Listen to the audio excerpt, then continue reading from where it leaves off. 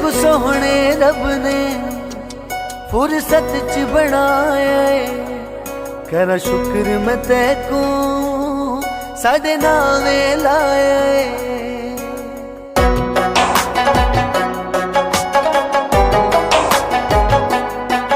ٹھیکا تے کو دل وچ اپنے وسایا ہے، تیرے پیار دی خاطر سب نو بھلایا ہے۔